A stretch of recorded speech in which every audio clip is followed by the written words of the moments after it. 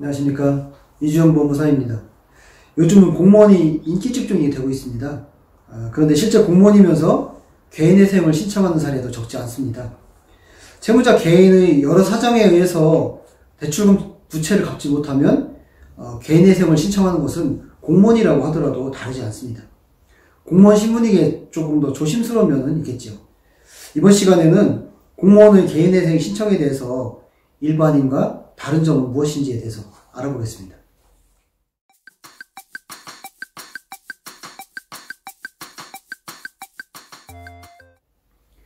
진행했던 사례를 살펴보면 신청인은 공무원이었고요.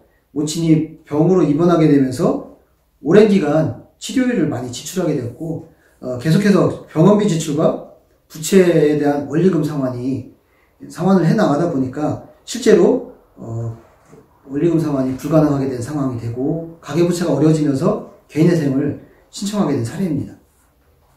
공무원도 개인회생 신청이 가능할까요? 당연히 가능합니다.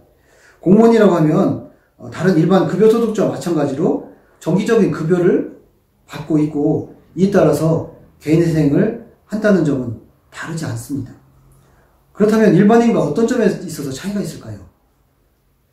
공무원인 경우에는 재산목록 작성에 있어서 예상 퇴직금을 반영하느냐 반영하지 않느냐에 가장 큰 차이점이 있습니다.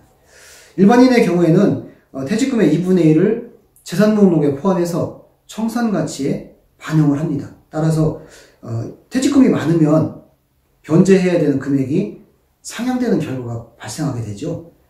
반면에 공무원인 경우에는 퇴직금을 청산가치에 반영하지 않습니다.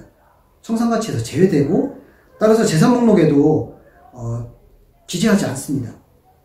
공무원인 경우에는 공무원연금법에 따라서 퇴직금과 퇴직연금에 대해서는 압류가 금지된 채권으로 규정되어 있기 때문입니다. 공무원은 근무기간에 따라서 퇴직금이 상당하죠. 이를 재산목록에 기재하지 않고 따라서 청산가치에도 반영하지 않는다면 수입에서 최저생계비를 제외하고 나머지 금액만으로도 변제하면 된다는 것이죠. 위 사례에서 채무자는 퇴직금이 6천만 원 정도 되었는데요. 이를 청산가치에 반영하지 않고 진행하기 때문에